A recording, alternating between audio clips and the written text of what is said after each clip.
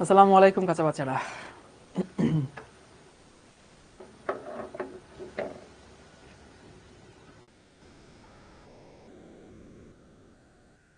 কি অবস্থা সবার? কেমন আছো সবাই? দিনকাল কেমন যাচ্ছে? প্রিয়ন্তী সাহা আমাকে জিজ্ঞেস করছে আমি কেমন আছি। আমি ভালো আছি। রিপা, সাদমান, নিঝুম, জেসি, তারপরে হচ্ছে মারুফ, ফাহিম, অনেকেই আছে। সবার নাম পড়াটা কঠিন হয়ে যাবে। আচ্ছা, আমরা যেখানটাতে ছিলাম প্রতি ক্লাসের ন্যায় তোমাদেরকে সংক্ষেপে আমি গত ক্লাসটা রিভিউ করে দিই। এটা হচ্ছে আমাদের কত নম্বর ক্লাস ছিল? 9 নম্বর ক্লাস ছিল। এই গত ক্লাসে তোমাদের সাথে অনেক অনেক এমনি পড়াশোনার বাইরে কথাবার্তা হয়েছে। পড়াশোনার বাইরে কথাবার্তা বলতে হচ্ছে ওই যে পারমাণবিক বোমা, এনপিটি চুক্তি, তারপরে হচ্ছে কি বলে USSR, USA, civil war, cold war, এরকম অনেক কিছু কথা হয়েছে। তো আমি একটু সংক্ষেপে রিভিউ করে দিই। গত ক্লাসে আমরা কি পড়ছিলাম? আমরা পড়ছিলাম রেডিও অ্যাক্টিভিটি বা তেজস্ক্রিয়তা। তেজস্ক্রিয়তা মানে কি? মানে হতেছে নিউক্লিয়াসের পরিবর্তন।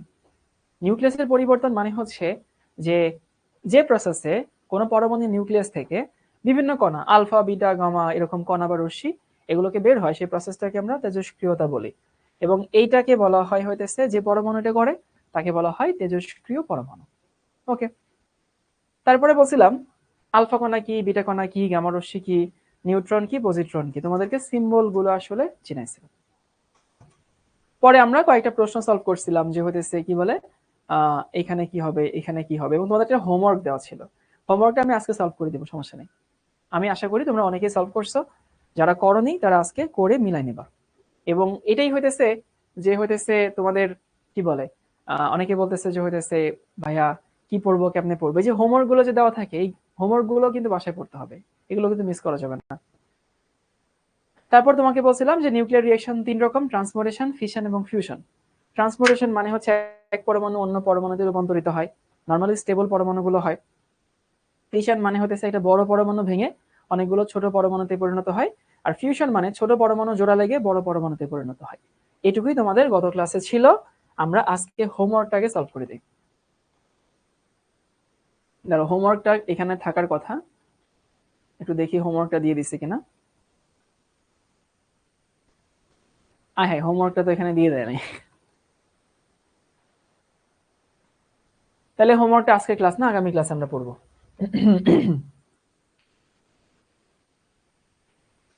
আজমাইন বসে সলভ করছি কিন্তু সময়ের অভাবে সাবমিট করি না। আচ্ছা, সাবমিট করা দরকার নেই। হোমওয়ার্কটা আজকে ক্লাসে এখানে নাই, আমরা আগামী ক্লাসে হোমওয়ার্কটা করবো, সমস্যা নেই। সবাই লিখে নাও বর্ণালী, স্পেকট্রাম। সাদিয়া সুলতানা একটা প্রশ্ন করছে যে ভাইয়া প্যারাম্যাগনেটিক জিনিসটা কি? সাদিয়া ভাইয়া একটু ওয়েট করো, প্যারাম্যাগনেটিক কি পরে জানতে পারবা। যদি সংক্ষেপে বলে দেই, প্যারাম্যাগনেটিক মানে হইতেছে যার হালকা চুম্বকত্ব থাকে।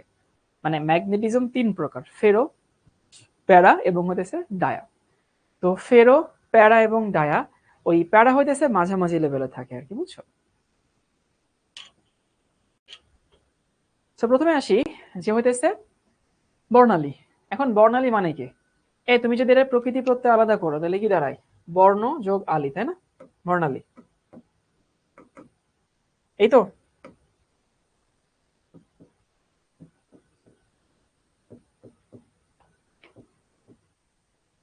তাহলে বর্ণ যোগ আলী মানে বর্ণালী।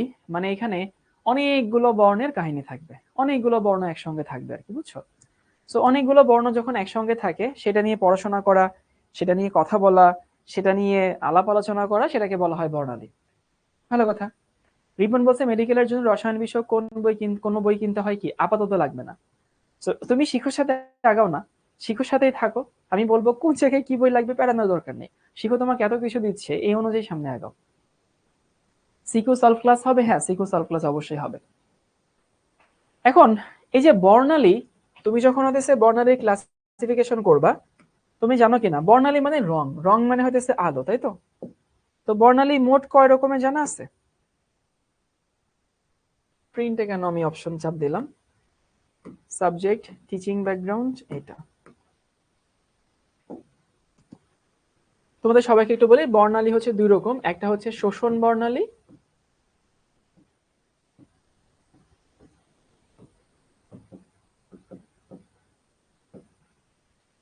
ইংলিশে এটাকে বলা হয় হইতেছে অ্যাবজর্পশন স্পেকট্রাম, একটা হচ্ছে বিকিরণ বর্ণালী। বিকিরণ বর্ণালী। তাহলে কি বললাম ভাই, বর্ণালী দুই প্রকার, কি কি? একটা শোষণ বর্ণালী, একটা বিকিরণ বর্ণালী।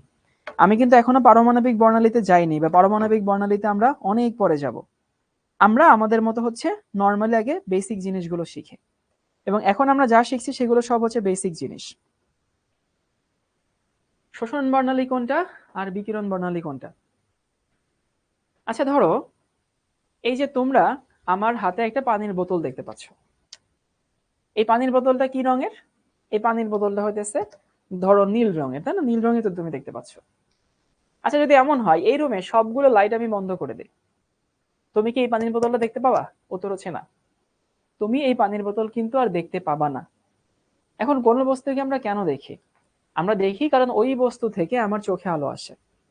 তো কথা হচ্ছে, ওই বস্তু থেকে আলো আসে মানে কি, এই পানির বোতল তোমার চোখে আলো পাঠাচ্ছে দেখেই তুমি তো পানির বোতলকে দেখতে পাচ্ছ। তাহলে এইটা কি আসলে নিজে কোনো আলোর সোর্স? চিন্তা করো, জিনিসটা একটু ভাবো, যে আমি যখন আমার ঘরে ধরো লাল একটা জামা আছে, সেই লাল জামাটা আমি দেখতে পাচ্ছি কেন? কারণ ওই লাল জামা আমার চোখে আলো পাঠাচ্ছে, তার জন্যই লাল জামাটাকে আমি দেখতে পাচ্ছি। কিন্তু লাল জামার তো নিজের কোনো আলো নাই, তাহলে লাল জামা আলো কই পাইতেছে? এই যে লাল জামা আলো বিকিরণ করে না, লাল জামা আসলে আলো শোষণ করে। এই যে যদি কোনো বস্তু শোষণের জন্য হইতেছে আমরা দেখি, সেটাকে বলা হয় শোষণ বর্ণালী, বুঝছো? তাহলে শোষণ বর্ণালীর মাধ্যমে আমরা সেই সকল বস্তুকে দেখি যে বস্তু নিজে আলোর সোর্স না। এখন কিভাবে দেখো, কোন মেকানিজমে দেখো, সেটা একটু পরে বলতেছে। তাহলে শোষণ বর্ণালী হচ্ছে সেই বর্ণালী বা সেই রং যে বস্তু নিজে আলোর উৎস না।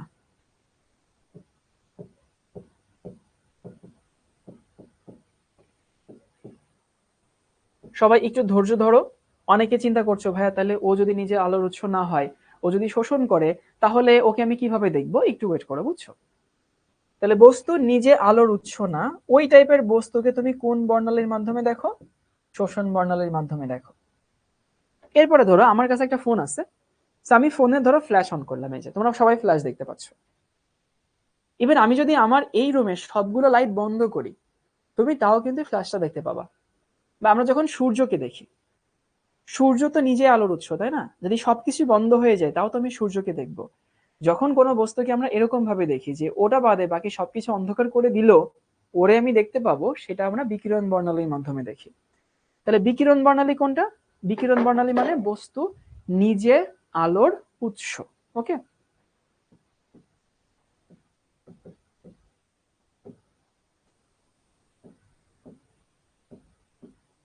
বস্তু নিজে আলোর উৎস।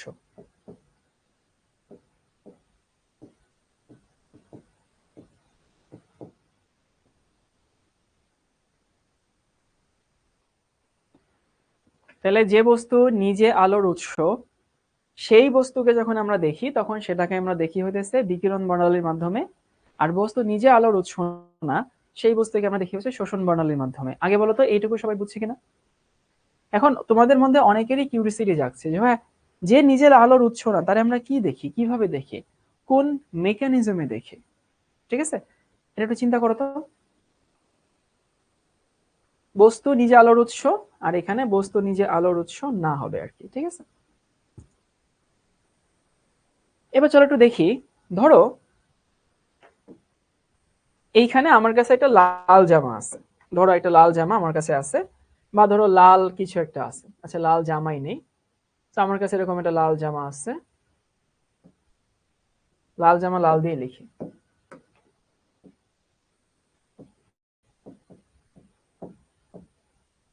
মানে আমি তোমাদেরকে বোঝাচ্ছি যে শোষণ বর্ণালীতে তুমি দেখো কিভাবে আর কি। তো আমরা অনেকেই বলি, তোমরা এটা অনেকেই হয়তো শিখো, যে ভাইয়া যে বস্তু লাল বা যে বস্তু আসলে যে রঙের হয়, সেই বস্তু সেই রং বাদে বাকি সবগুলো রং শোষণ করে, সেই রংটা শুধু বিকিরণ করে। এটা বোধহয় তোমরা অনেকেই শিখছো, তাই না? যে লাল জামাকে আমি লাল দেখি কেন? কারণ লাল জামা লাল রং বাদে বাকি সবগুলো রং শোষণ করে, শুধু লাল রংটা বিকিরণ করে। এই কথাটা আসলে সত্যি কথা। কিন্তু মেইন ঘটনাটা কি হয় জানো? তোমাদেরকে আমি একটু জিনিস শেখাই। তোমরা কি কালার হুইল শিখছো?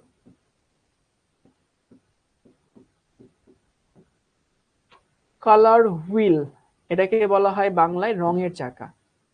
রঙের চাকা মানে হইতেছে, ধরো এই হচ্ছে আমি একটা বৃত্ত আঁকলাম, বৃত্তটা রং চেঞ্জ করি, এটা নেই। সেই বৃত্তকে তুমি 6টা ভাগে ভাগ করবো। তো একটা বৃত্তকে আমি 6টা ভাগে ভাগ করলাম, ভাগ করে কি হইলো, আমি V, B, G, Y, O, আর, এটাকে ইংলিশে ভিভগিওর বলা হয়। ভিভগিওর মানে হইতেছে এই যে ভিতে ভায়োলেট, বিতে ব্লু, জিতে গ্রিন, ওয়াইতে হচ্ছে ইয়েলো, ওতে হচ্ছে অরেঞ্জ, আর এই হচ্ছে রেড। সবাই একটু লিখে নাও, রঙগুলো একটু হজম করো।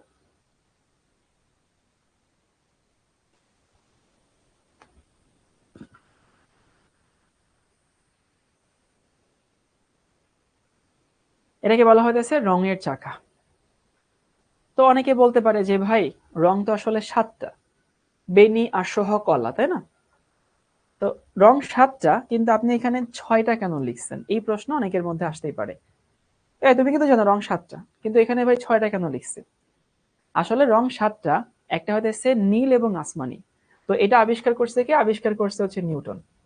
যে লোক সব আবিষ্কার করছে উনি আর কি। তো নিউটন যখন এটা আবিষ্কার করছে, তখন উনি করছিল কি জানো, ইন্ডিগো আর ব্লু, এই দুইটাকে সে এক করে একটা রং ধরছে, মানে সে নীল ধরছে আর কি। ইন্ডিগো মানে হচ্ছে নীল, আর ব্লু মানে স্কাই নীল, দুইটাকে সে এক ধরে তারপরে 7টা রঙকে 6টা রং বানাইছে, বুঝছো?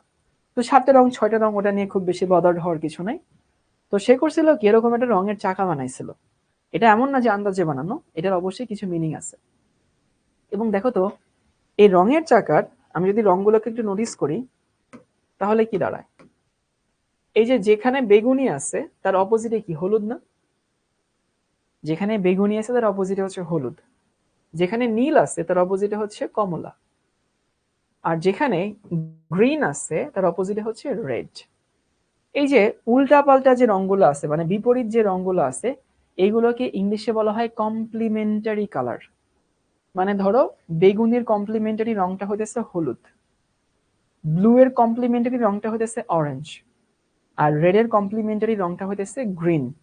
সো আমরা যদি বলি সমপূরক রং, বা ইংলিশে বলা হয় কমপ্লিমেন্টারি কালার, সমপূরক রং, ইংলিশে বলে কমপ্লিমেন্টারি। কে কার কমপ্লিমেন্টারি?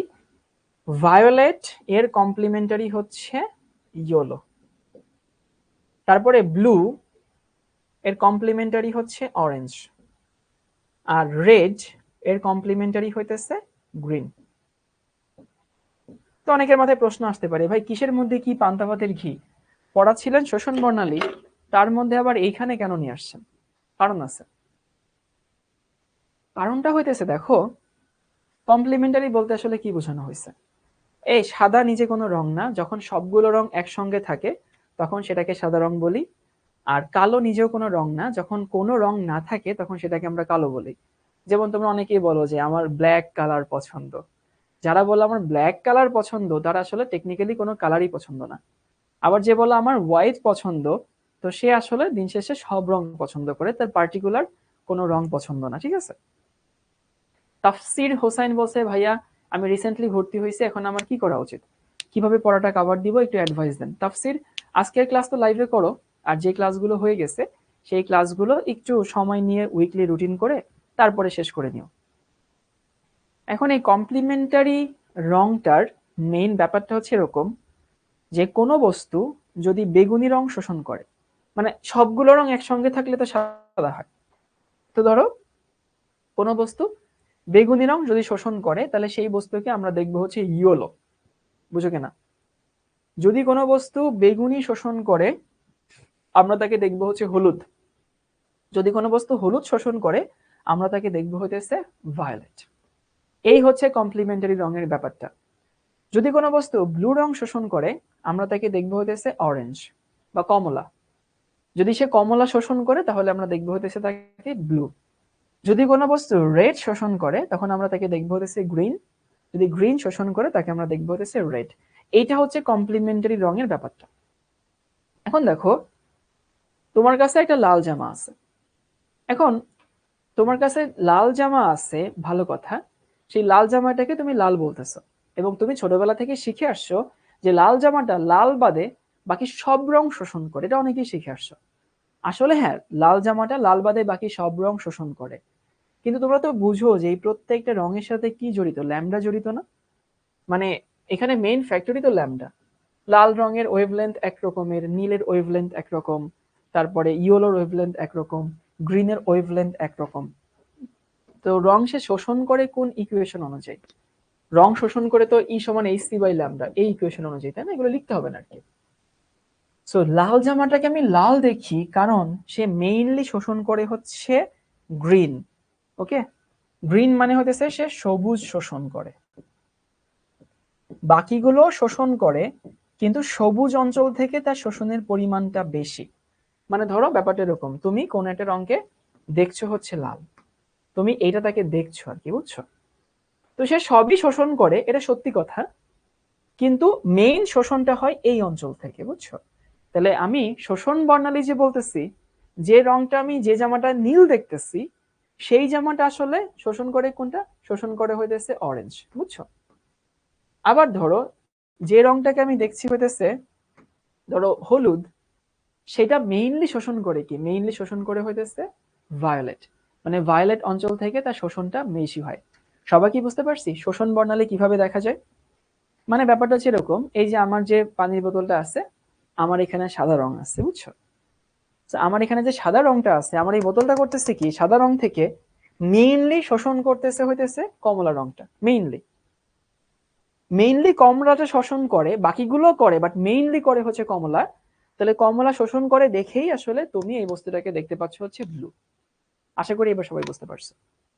যেমন ধরো আরেকটা উদাহরণ যদি দেই, আমার কাছে কি আর রঙিন কিছু আছে? আছে, এই যে একটা কাগজ পাইছে, আমার হাতে তুমি একটা কাগজ দেখতে পাচ্ছ, এই কাগজটা কি ইয়েলো, হলুদ।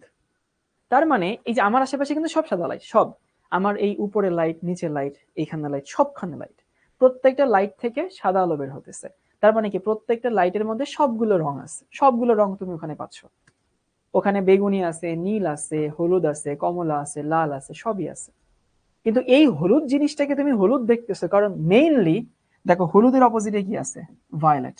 সো এইটা মেইনলি ভায়োলেটটা শোষণ করতেছে মেইনলি, বাকিগুলো করে বাট মেইনলি করে হচ্ছে ভায়োলেট। সবাই কি বুঝিয়ে আছি বাচ্চা বাচ্চারা যে শোষণ বর্ণালীকে কেন আমরা শোষণ বর্ণালী বলি? কারণ ওকে যে তুমি দেখতে পাচ্ছ কিসের কৃপায়? শোষণের কৃপায় তুমি দেখতে পাচ্ছ। ক্লিয়ার সবাই? তোমাদের অনেক প্রশ্ন আছে আমি জানি, রংধনু নিয়ে প্রশ্ন আছে, তোমাদের সাদা আলো, লাল আলো, নীল আলো নিয়ে প্রশ্ন আছে, কিন্তু আমরা সবই দেখবো আস্তে আস্তে। যতটুকু পড়াইছে এতটুকু বুঝলেই হতেছে, এবং আমি বিশ্বাস করি এটুকু তোমরা সবাই জানো।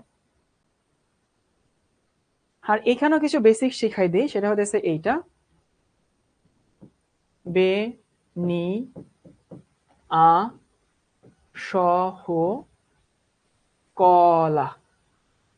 7 রং, তাই না? বেনি, আসহ, কলা।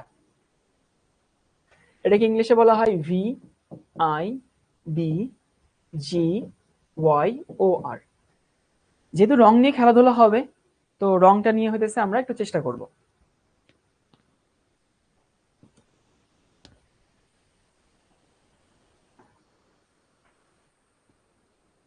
এখানে একটু কথা হইতেছে, ধরো তোমরা যারা হচ্ছে রংগুলো নর্মালি চিনো, সো ইউজুয়ালি তোমাদের অনেকেরই হয়তো ধারণা আছে যে এখানে আই মানে কি? আই মানে হইতেছে indigo, I N D I, I N D I G O, Indigo.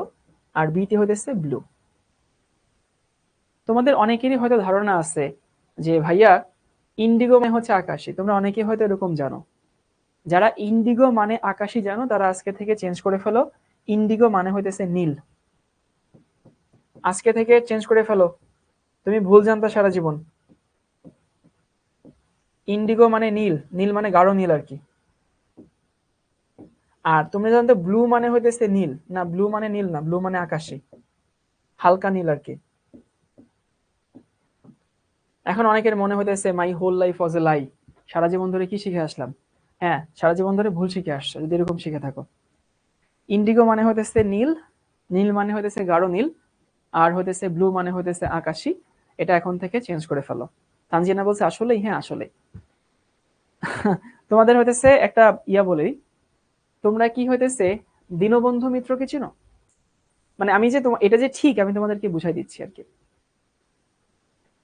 Dinabandhu Mitra ওনার একটা নাটক আছে, নাটকের নাম হইতেছে নীল দর্পণ। নাম শুনছি? নীল দর্পণ একটা নাটক। এই নাটকটা লেখা হয় 1860 সালে। কিসের উপরে লেখা হয়? এই নাটকটা লেখা হয় হইতেছে তখন কুষ্টিয়া, মানে কুষ্টিয়া, তারপরে হইতেছে সিরাজগঞ্জ, ওই এলাকায় ব্রিটিশরা নীল চাষ করার জন্য চাষিদেরকে অনেক অন্যায় অত্যাচার করত। তো ওই অন্যায় অত্যাচারের উপরে উনি একটা নাটক লিখছিল, দ্যাট ইজ নীল দর্পণ। তো এই নাটকটা যখন হচ্ছে মঞ্চস্থ করা হইল আর কি, তখন ঈশ্বরচন্দ্র বিদ্যাসাগর ওই নাটকটা দেখতে আসছিল। তো দীনবন্ধু মিত্র লিখছিল আর কি। তো ঈশ্বরচন্দ্র বিদ্যাসাগর ওইখানে নাটকের যে মেইন ভিলেনটা ছিল, সেই ভিলেনরে দেখে জুতা ছুঁড়ে মারছে।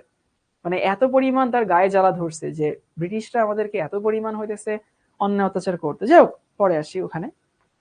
এইটাকে ট্রান্সলেট করছে, মানে এটাকে ইংলিশে ট্রান্সলেট করছে কে জানো? ইংলিশে ট্রান্সলেট করছে মাইকেল মধুসূদন দত্ত। এবং উনি ইংলিশে ট্রান্সলেট করে এটার নাম দিছে হইতেছে এইটা ইন্ডিগো প্ল্যান্টিং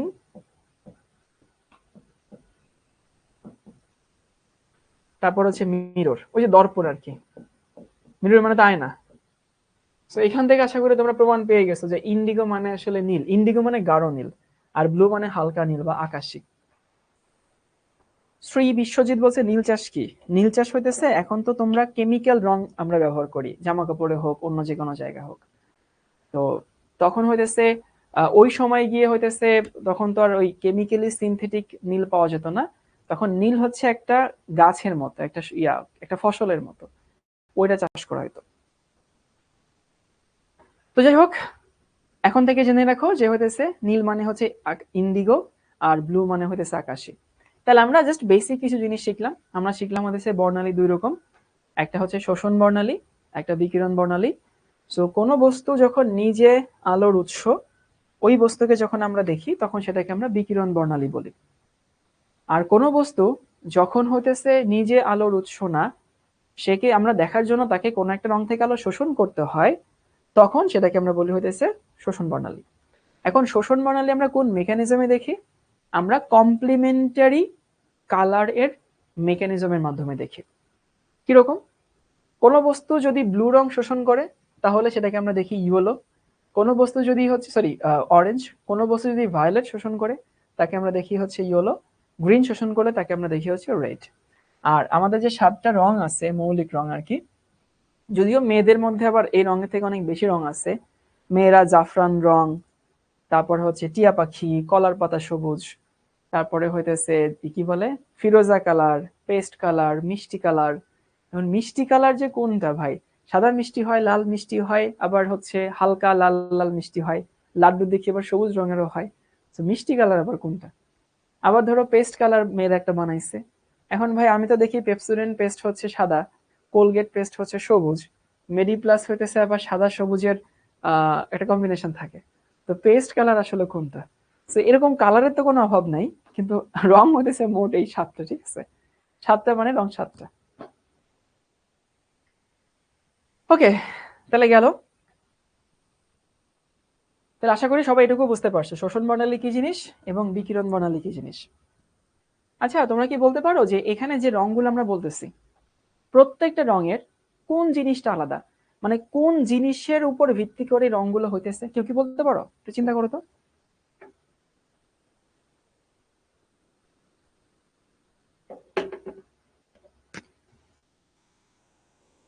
আমার কোয়েশ্চেন হচ্ছে যে ভাইয়া, এই যে সাদা বলতেছি, তারপরে হতেছে কি বলে ব্লু, ইন্ডিগো, তারপর গ্রিন, এগুলো কিসের উপর ভিত্তি করে?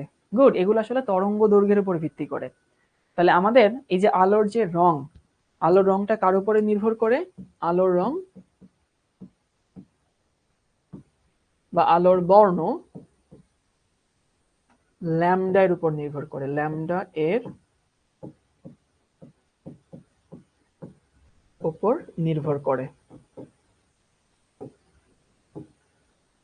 ল্যামডা মানে ওয়েভলেন্থ, তরঙ্গ দৈর্ঘ্য, তুমি যেটাকে বাচ্চাকালে পড়তা। যেমন তোমরা কি জানো দৃশ্যমান আলোর ল্যামডা কত? আশা করি সবার জানা উচিত।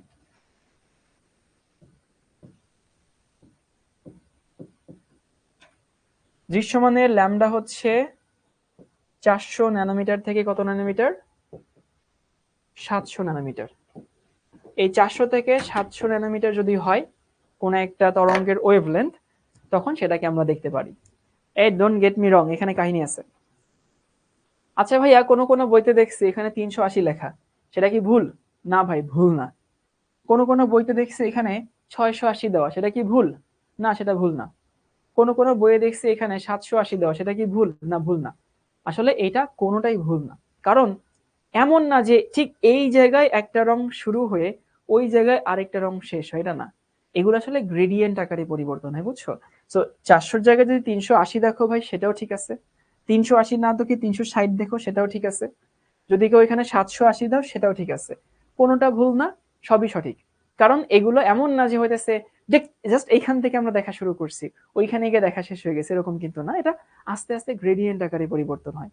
তো 400 ন্যানোমিটার থেকে 700 ন্যানোমিটার হইলে সেটাকে আমরা কি দেখি? এটাকে আমরা দেখি হইতেছে দৃশ্যমান আলো হিসাবে। তো এই দৃশ্যমানের মধ্যে তো আবার 7টা রং আছে। দৃশ্যমানের মধ্যে 7টা রং আছে।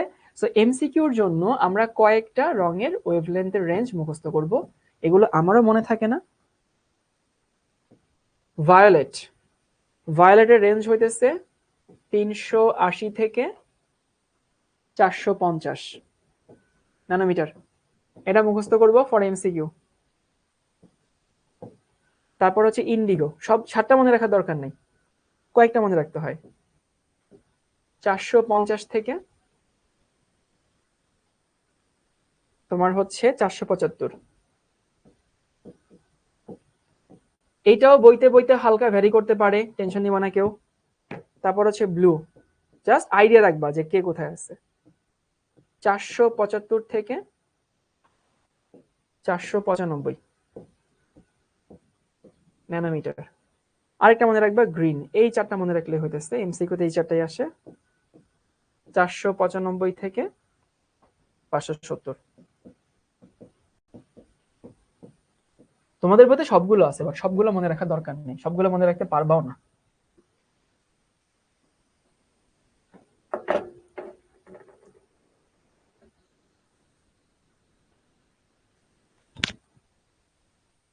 লাল মনে রাখার দরকার নেই। ইভেন তুমি যদি স্মার্ট হও, তাহলে দেখো তো বুঝো কিনা, একটু একটু ওয়েট করো সবাই, লিখো না। আচ্ছা, যদি কখনো আমি দেখি যে ওয়েভলেন্থটা 400-র আশেপাশে, দেখো তো বুঝো কিনা, যে তুমি যদি কখনো দেখো যে ওয়েভলেন্থটা 400-র আশেপাশে, তাহলে ভাই সেখানে কি আমার মুখস্থ করার দরকার আছে এখানে বেগুনি হবে? কারণ আমি জানি 400 থেকে রং শুরু হয়, দৃশ্যমান শুরু হয়, আবার দৃশ্যমানের প্রথম রংটাই তো বেগুনি। তাহলে যদি কখনো রংটা 400-র আশেপাশে হয়, তখন সেটা বেগুনি রং হবে, ইজি পিজি। আচ্ছা বলো তো, যদি কখনো ওয়েভলেন্থটা 700-র আশেপাশে হয়, ধরো 700-র আশেপাশে কিছু একটা, 690 বা 710 বা এরকম যদি কিছু হয়, তাহলে কোন রং হবে সেটা? যদি 700-র আশেপাশে হয়, সেটা কোন রং হবে? বা সেটা লাল হবে। মানে এটা হচ্ছে স্মার্টনেস আর কি, মানে সবসময় সব জিনিস একেবারে ঠাডা মুখস্থ করতে হবে এমন কোনো কথা নাই। আর তোমাদের কাছে একটা হাম্বেল রিকোয়েস্ট, যে এইটা বইতে অন্যরকম আছে, এটা নিয়ে ফেসবুকে পোস্ট করো না। এটা অন্য বইতে অন্যরকম আছে, ফেসবুকে পোস্ট করো না, বুঝছো? এটা অন্য বইতে অন্যরকম আছে, সেটা তুমিও জানো, আমিও জানি। আমি কোন একটা বই থেকে নিচ্ছি। তো কথা হচ্ছে ভাইয়া, যদি আমার বইতে অন্যরকম থাকে, তাহলে আমি পরীক্ষায় কি লিখবো? এগুলো আসে এমসিকিউ আকারে, এবং এমসিকিউতে এমন অপশন থাকবে না যে ভাই তুমি চুজ করতে পারবে না। ধরো তুমি পড়ছো এক রকমের, অপশনে অন্যরকম আছে, তাহলে ভাই আমি কোনটা আনসার করব? ভাই মানে এটা নিয়ে আপনি প্যারা খান কিনা জানি না, এটা যখনই পড়াইতে যাই তোমাদের আপনি যে খুব ইন্টেন্স মোমেন্টে আছেন। না না না, আপনি কি 5 থেকে 6 মিনিটের একটা ব্রেক দিতে পারবেন? জরুরি কাজ। এই আমার রুমে আসলেন, ওই অঙ্কটা একটু করে দিলেন কেমিস্ট্রির ও অ্যাপ্রোচে, আচ্ছা, ঠিক আছে। আমি কিছু গেজাইলাম। জিমি ভাই আসছে, আচ্ছা আসতেছি ভাই। তো আমি কিন্তু ব্রেক দিছি, ওরা অঙ্ক করতেছে, ওরা কি হয় জানেন ভাই, এটা অনেক হচ্ছে স্টুডেন্ট। 400, তো হুম ওরা এক বইতে দেখবে যে 380, হুম 26 ব্যাচ আর কি, তখন বলবে ভাই আপনি তো 400 লিখে দিয়েছেন দৃশ্যমান, আমি তো বইয়ে দেখলাম 380। এটা তো ভুল। আবার ধরেন আমি এখানে ইন্ডিগো লেখাইছি 550 থেকে 700, মানে মানে ভাই এটা চেঞ্জ হয় আর কি, বই টু বই ভ্যারি করে। ভাই আপনি যদি ওদের উদ্দেশ্যে কিছু বলেন আর কি। ওদেরকে একটা ব্রেক দাও, ওদেরকে খুব শর্ট আচ্ছা শর্ট একটা ব্রেক দাও। জিমি ভাই, আমি জাস্ট তোমাদেরকে 5 মিনিটের একটা ব্রেক দিচ্ছি, তোমরা একটু হজম করো আর কি। ঠিক আছে? এই কোনো বইতে যদি অন্য কিছু থাকে প্যানিক করা দরকার নেই আর কি। জাস্ট 5 মিনিটের একটা ব্রেক না, আমি একটু ভাই ক্লাস থেকে ঘুরে আসি। আসো আসো আসো আসো।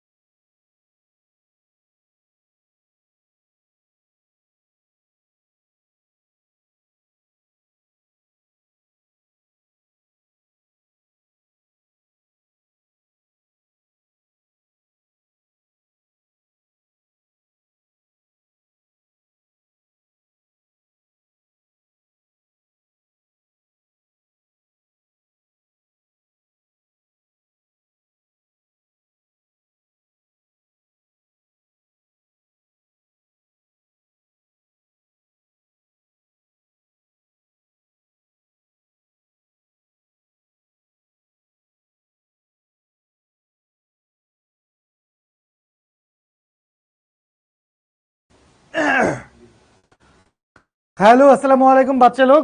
শাওন ভাইয়া আমার রুমে ক্লাস নিচ্ছেন, আহ, একটা অঙ্ক সলভ করাচ্ছেন। সেটা সলভ হইলেই ইনশাল্লাহ শাওন ভাইয়া চলে আসবে। তার আগ পর্যন্ত আমি একটু চান্স পাইছি, একটু চান্স নিতে আসছি। আসেন একটা অঙ্ক করি। আমি জানি না এই অঙ্কটা আপনারা সবাই করছেন কিনা। ভেক্টরের কনসেপশন খুব বেশি লাগে না, এসএসসির কনসেপশন দিয়েই অনেকটুকু হয়ে যায়। এবং হচ্ছে সরণ স্মরণের কনসেপ্টটা খুব ভালো ক্লিয়ার হয়ে যায়। আমি জানি না পুরোটুকু দেখাইতে পারবো কিনা, বাট স্টার্ট করি। শাওন কি চলে আসছে? ও ফাইন, জোশ। শাওন আমার রুমে ক্লাস নিচ্ছে, আমি শাওন রুমে ক্লাস নিচ্ছি। সেরা হচ্ছে ব্রো। তোমাকে বলে দিছে এইটা হচ্ছে একটা গাড়ির চাকা। এটা একটা গাড়ির চাকা। সো গাড়ির চাকাটা কি করছে? মোশনে আছে। গাড়ির চাকা মোশনে আছে। সো গাড়ির চাকা হচ্ছে ঘুরতে ঘুরতে সামনের দিকে আগায় যাচ্ছে।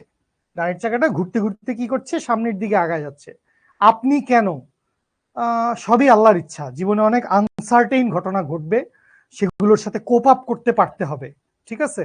নানান ধরনের বৈরী পরিবেশের মধ্য দিয়ে আমাদেরকে যাইতে হবে।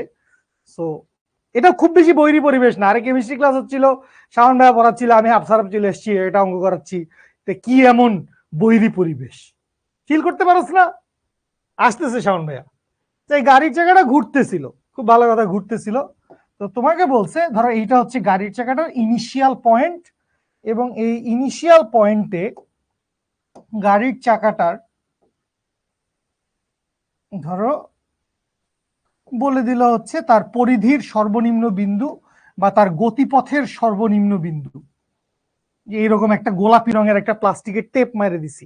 ঠিক আছে? একটা গোলাপি রঙের টেপ বা কিছু একটা, ধরো একটা এরকম একটা পি বিন্দু নাম দিছি এটাকে।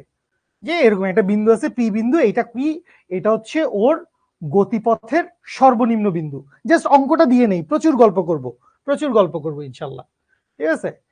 সো এই পি বিন্দুটা গতিপথের সর্বনিম্ন। Okay fine. তোমাকে কোশ্চেন করছে, কোশ্চেনের অনেকগুলা মানে 1 2 3 করে অনেকগুলা হইতে পারে। আমাকে আগে বল যে এই পার্টিকুলার এই অঙ্কটা, এই ধাঁচের অঙ্ক, চাকাটা ঘুরবে, চাকাটা ঘুরবে, এই ধরনের কনসেপশনের ম্যাথ বা এরকম ম্যাথ কি তোরা দেখছিস কিনা? ওকে, জোশ জোশ, মিলাই দাও। মিলছে বলার পরে আর কি, মিলাই দাও। আমি জাস্ট বলে চলে যাচ্ছি। তাহলে অঙ্কটা শেষ করা যাচ্ছে না, শাওন ভাই অঙ্ক মিলাই ফেলছে। তাইলে আমি সবচেয়ে ইজিয়েস্ট কোয়েশ্চেনটা দিয়ে ছেড়ে যাচ্ছি। চাকাটি 180 ডিগ্রি ঘূর্ণনে, 180 ডিগ্রি ঘূর্ণনে পি বিন্দুর সরণ কত? পি বিন্দুর সরণ কত? সরণ, স্পেসিফিকলি পি বিন্দুর সরণ কত? আর তোমাকে আরেকটা ইনফরমেশন দিয়ে দেওয়া আছে, সেটা হচ্ছে এই গাড়ির চাকার রেডিয়াসটা দিয়ে দেওয়া আছে। রেডিয়াসটা কত?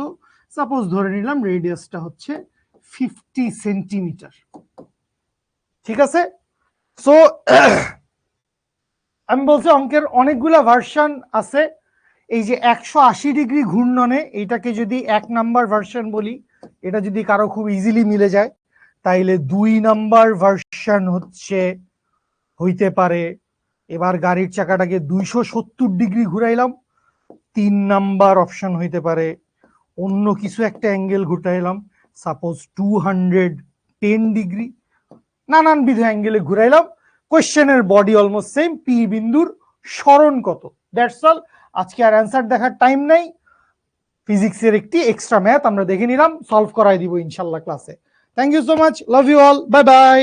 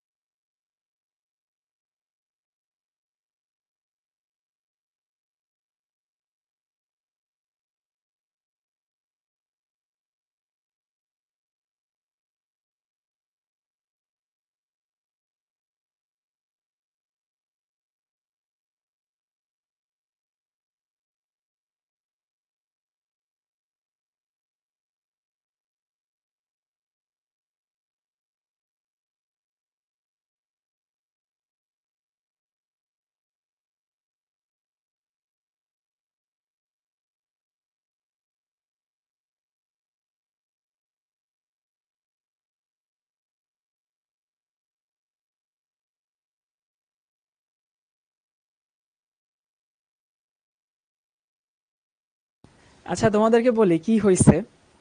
মনে আছে আমরা এনার্জি বের করছিলাম সিজিএস এ না? এই তোমাদের তো এটা মনে থাকা উচিত, কিছুদিন পরে হয়তো কিছুদিন আগে আমরা করছি। তো আমি আসলে জিমি ভাইয়ের ক্লাসে ছিলাম, তোমাদের সিনিয়রদের ক্লাস। তো ওদেরকে জিমি ভাই হইতেছে ওই ইয়া পড়াইতেছিল, একটা ইলেকট্রনের পঞ্চম শক্তি স্তরের শক্তি পড়াচ্ছিল, তাই তো? তো ওইখানে ফিজিক্সে তো ওনারা করাই হইতেছে ইয়া দিয়ে, ফিজিক্সে পড়াই হইতেছে এসআই দিয়ে, আর আমি তো কেমিস্ট্রিতে পড়াই হইতেছে সিজিএস দিয়ে। এখন ভাই এসআই তে করছে, তো আমাকে ডাকছে যে এইটা সিজিএস এ করলে এসআই এর সাথে উত্তর মিলে কিনা। তো সিজিএস এ করতে গেছি, পরে আমরা দুই তিন ভাবে করছি। একটা হচ্ছে এসআই শর্টকাট সূত্র দিয়ে, এসআই এর ফুল সূত্র দিয়ে, আর সিজিএস এর ফুল সূত্র দিয়ে। সো পরে ওদেরকে তিন নিয়মে মিলাই দিয়ে আসছি, যে হইতেছে তিন ক্ষেত্রেই উত্তর সেম আসে, বুঝছো? ওই কাজটাই করছি এতক্ষণ ধরে ক্লাস, তোমাদের সিনিয়রদের ক্লাস।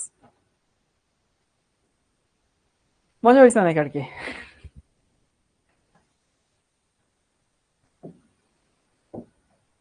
তো আমরা যেখানে ছিলাম, যে বর্ণালী দুই রকম, একটা শোষণ একটা বিকিরণ। তারপরে হইতেছে বলছিলাম যে শোষণ বর্ণালীতে কি হয়, বিকিরণ বর্ণালীতে কি হয়। তারপরে আমরা বলছিলাম যে হইতেছে রংগুলো কি কি, এবং রঙের যে ওয়েভলেন্থ সেই ওয়েভলেন্থের রেঞ্জ গুলো বলতেছি। আচ্ছা এবার দেখো, আমরা এক নজরে কিছু সূত্র শিখি, এক নজরের সূত্র। এই সূত্রগুলো আমাদের এখানে কাজে লাগবে।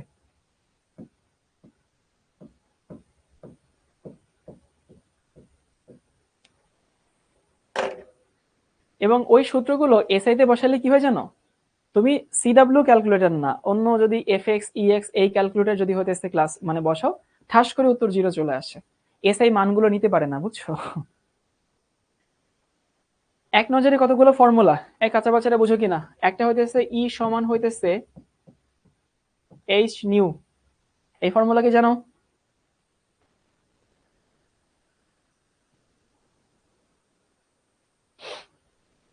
এই ফর্মুলা না জানলে কিন্তু পিটাবো।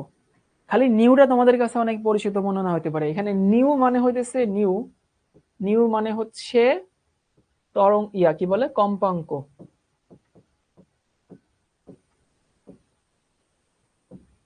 প্রথম ফর্মুলা ই সমান হচ্ছে এইচ নিউ, যেটা তোমরা বাচ্চাকালে এফ পড়তা, বুঝছো? ই সমান এইচ এফ, এখানে সিম্বলটা পরিবর্তন হয়েছে আর কি। ওই লাউডে এখন কদু বানাইতেছে আর কি। গ্রামের জাকির বড় শহরে এসে জ্যাক হয়ে গেছে, গ্রামের জরিনা শহরে এসে জেরিন হয়ে গেছে। এরপরে আরেকটা ফর্মুলা আছে, ই সমান হইতেছে এইচ সি বাই হচ্ছে ল্যামডা। এইচ মানে তো প্ল্যাঙ্কের ধ্রুবক, সি মানে আলোর বেগ, আর ল্যামডা মানে তো হচ্ছে কি বলে তরঙ্গ দৈর্ঘ্য। এটাও আমরা জানি সবাই। তাহলে দেখো ভাই বুঝি কিনা যে ই হইতেছে এই ফ্রিকোয়েন্সির সমানুপাতিক, এখান থেকে আনা যায়। আবার ইটা হইতেছে ল্যামডা এর ব্যস্তানুপাতিক। দেখো তো এই সূত্র জানো কিনা? সামিয়া আক্তার, হ্যাঁ একদম ইজি পিজি। এবার তোমাদেরকে একটু বলি, দেখো তো যে বলতো ছেলেদের কণ্ঠ বেশি সুন্দর না মেয়েদের কণ্ঠ বেশি সুন্দর?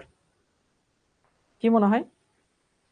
উত্তর হচ্ছে মেয়েদের কণ্ঠ ছেলেদের কণ্ঠ থেকে বেশি সুন্দর। এটা সাইন্টিফিক্যালি সুন্দর, কারণ মেয়েদের কণ্ঠের ফ্রিকোয়েন্সি বেশি, কম্পাঙ্ক বেশি। মেয়েদের কণ্ঠের ল্যামডা হচ্ছে কম। এখন মেয়েদের কণ্ঠ যে সুন্দর তার উদাহরণও দিচ্ছি। তুমি কখনো যদি এয়ারপোর্টে যাও, এয়ারপোর্টে গিয়ে যে বিভিন্ন অ্যানাউন্সমেন্ট দেয় না, যে হইতেছে আপনার প্লেন অমুক সময় ছাড়বে তমুক সময় ছাড়বে, দেখবা এগুলো সব কিন্তু মেয়েদের ভয়েস দিয়ে দেওয়া হয়। মেয়েদের ভয়েস সাইন্টিফিক্যালি সুন্দর। আবার ধরো সেই যে ফোনে আমরা যখন কল করি না, তখন বলে এই মুহূর্তে আপনার কাঙ্ক্ষিত নাম্বারে সংযোগ প্রদান করা সম্ভব হচ্ছে না, বা আপনি যে নাম্বারে ফোন কি কল করেছেন সেই নাম্বারটি এই মুহূর্তে ব্যস্ত আছে। কোনোদিন কি শুনছো যে কোনো বেড়া মানুষের কণ্ঠ দিয়ে এগুলো বলে? কোনো বেড়া মানুষের কণ্ঠ দিয়ে এগুলো বলে না। বা যদি এটিএম বুথে টাকা তুলতে যাও, তখন ওই যে মানে please insert your card, please take your card, please receive your money, এই কণ্ঠগুলো কিন্তু মেয়েদের কণ্ঠ দিয়ে বলে, কারণ মেয়েদের কণ্ঠ সাইন্টিফিক্যালি সুন্দর। কিন্তু প্রত্যেকটা সৌন্দর্যের একটা ভয়ঙ্কর রূপ আছে।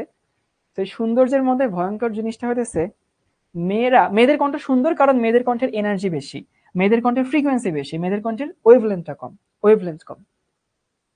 কিন্তু সমস্যাটা হইতেছে, হ্যাঁ মেট্রো রেলে যারা উঠছো দেখবা মেট্রো রেলের ইয়া কি বলে ওই যে ইয়াগুলো দেয়, your next station is Kazipara, your next station is Shewrapara, এগুলো কিন্তু মেয়েরাই বলে। সমস্যাটা হইতেছে মেয়েদের কণ্ঠের ফ্রিকোয়েন্সি যে বেশি, এটা ড্রব্যাক হইতেছে মেয়েরা কথা বললে খুব কানে লাগে। কখনো কি খেয়াল করছো? মানে খুব কানে লাগে মেয়েরা কথা বললে, মেয়েরা চিল্লাইলে। ছেলেরা চিল্লাইলে এত কানে লাগে না। এটারও সায়েন্টিফিক রিজন হইতেছে মেয়েদের কণ্ঠের বেশি, ফ্রিকোয়েন্সি বেশি, এই জন্য মেয়েরা চিল্লাইলে খুব কানে লাগে। আমাদের কানের মধ্যে একটা পর্দা আছে, টিম্পনিক পর্দা আর কি। তো একটা ছেলে চিল্লাইলে এত কানে লাগে না, কারণ ছেলেদের কণ্ঠের এনার্জি কম, ছেলেদের কণ্ঠ ভাঙা কণ্ঠ আর কি, ছেলেদের কণ্ঠের ল্যামডা বেশি। এই জন্য ছেলেদের কণ্ঠ সুন্দর না, আবার ছেলেদের কণ্ঠ তো কানেও লাগে না। আর মেয়েদের কণ্ঠের এনার্জি বেশি, ফ্রিকোয়েন্সি বেশি, এই জন্য সেটা আবার সুন্দর, কিন্তু একটু বেশি জোরে চিল্লাইলে আবার সেটা খুব কানে লাগে। তো যাই হোক, মেইন কথা আমার বোঝানোর উদ্দেশ্য হইতেছে যে এইখানে ওয়েভলেন্থ আর হচ্ছে এনার্জি, এদের মধ্যে সম্পর্ক, আর ফ্রিকোয়েন্সির এনার্জির মধ্যে সম্পর্ক। এরপরে দেখো তো এটা বুঝো কিনা যে হইতেছে ভি সমান হইতেছে বা সি সমান হচ্ছে নিউ ইনটু ল্যামডা। এই সমীকরণ কি প্রযোজ্য, মানে জানো সবাই?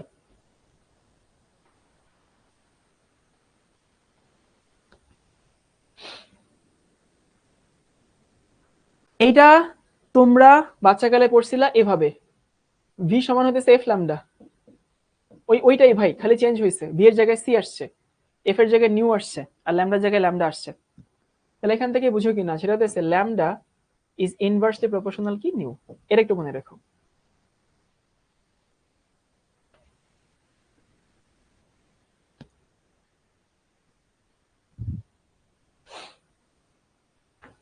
তোমাদের একটা ম্যাথ দেই, ম্যাথটা হচ্ছে এরকম।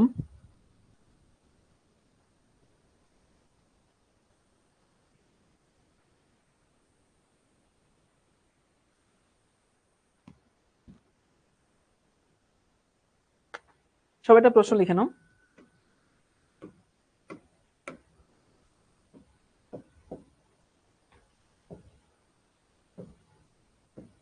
লাল ও বেগুনি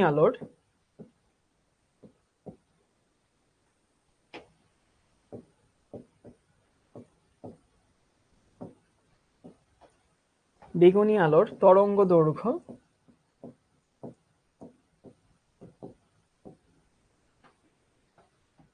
যথাক্রমে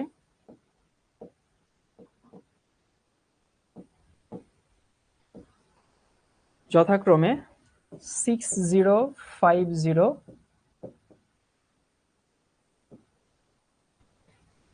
ও 40 এত।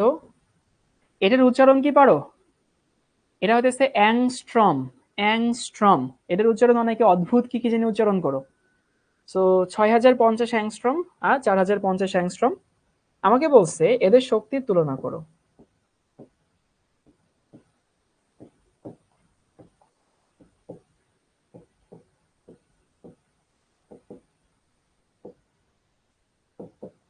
এই হচ্ছে প্রশ্ন।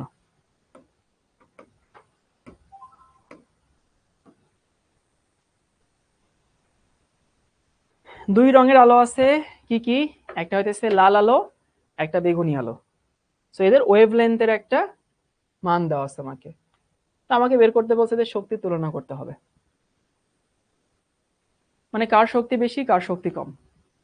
এটার উচ্চারণ কিন্তু অ্যাংস্ট্রম। অ্যাংস্ট্রম। তানজির বলছে ভাই নিউ আর ভি এর কনফিউশন লেগে যায়। তানজির, নিউ হইতেছে এই যে এইটা, আর ভি হইতেছে এইটা। যদিও আমি লিখলে আমার দোনোটা সেম হয়ে যায় আর কি। সো আমার সেম হয়ে যায়, বাট তুমি লেখার সময় একটু কেয়ারফুলি লিখো। নিউ হচ্ছে একটু কিউট করে দেবা আর কি, আর ভি হইতেছে একটু শার্প হবে, এই হচ্ছে পার্থক্য। তাহলে ভাই আমরা কি জানি? আমরা জানি হইতেছে ই সমানুপাতিক কি 1/λ না? এখানে মান বের করতে হবে না, মান বের করার কোনো দরকার নেই। তাহলে আমি বলতে পারি একটা হচ্ছে ল্যামডা হইতেছে লাল, মানে lambda of red is greater than কি ল্যামডা অফ বেগুনি আছে, ভায়োলেট, বেগুনি মানে ভায়োলেট। এটা আমাকে দেওয়া আছে। আচ্ছা, মোহাম্মদ তারিক বলছে অ্যাংস্ট্রম কি মিটারে আনতে হবে নাকি?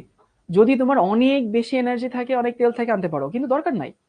আমি তো এই সমীকরণ জানি যে ই আর ল্যামডা ব্যস্তানুপাতিক। তাহলে ভাই ল্যামডা রেডেরটা বেশি, দেখো 650 450। তাহলে ই কি হবে? E of red is less then কি হবে? E of violet. Easy peasy, শেষ। এই হচ্ছে আমার আনসার।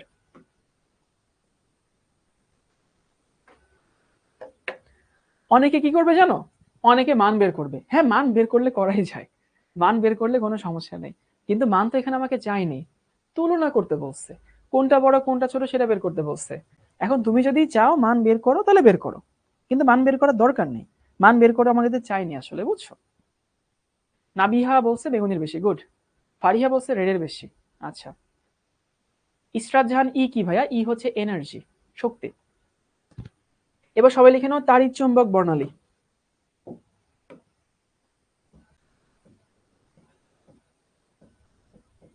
তাড়িৎ চুম্বক বর্ণালী, ইলেকট্রোম্যাগনেটিক স্পেকট্রাম। ব্যাখ্যা করব নাকি ব্যাখ্যা ছাড়াই আনসার দিয়ে আসবো? এগুলো ব্যাখ্যা ছাড়াই আনসার দিয়ে আসবা, এত ব্যাখ্যা তো লিখতে হবে না। প্রশ্নটা করছে হচ্ছে শেখ ইব্রাহিম।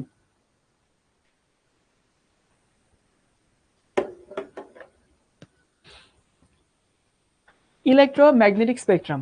এখন ইলেকট্রোম্যাগনেটিক স্পেকট্রাম কোনটা তোমাদের ছোটবেলায় মনে আছে? এরকম একটা সিরিজ পড়তা, বড় একটা সিরিজ। এই বড় একটা সিরিজের মধ্যে সব থেকে বাম পাশে ছিল হতেছে ইয়া রশ্মি, কি বলে, মাইক্রো ইয়া, সরি, সব থেকে বাম পাশে ছিল হচ্ছে গামা রে, তারপরে ছিল এক্স রে, তারপরে ছিল হইতেছে দৃশ্যমান, ওইটাকে বলা হইতেছে তাড়িৎ-চুম্বক বর্ণালী। এখন তাড়িৎ-চুম্বক বর্ণালী থেকে আমাদের কি কি শিখতে হবে সেটা একটু বলে দিচ্ছি। তাড়িৎ-চুম্বক বর্ণালীর মাঝখানে ছোট একটা অংশ মিলে আছে হচ্ছে দৃশ্যমান আলো, খুব ছোট একটা অংশ, খুবই ছোট।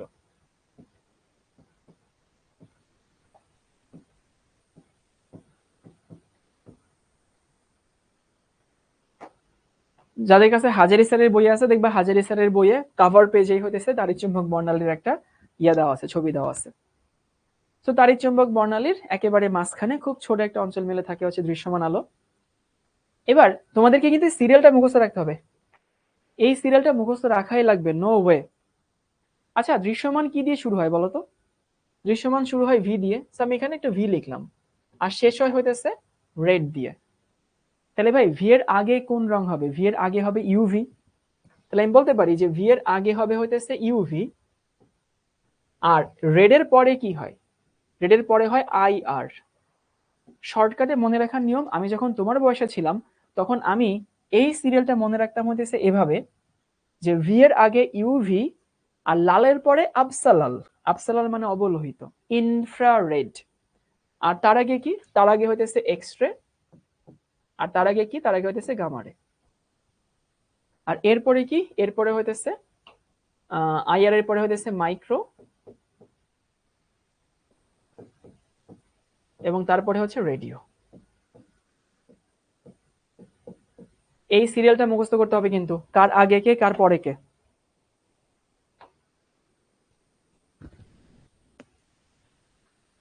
মনে রাখা সহজ উপায়টা বলতেছি।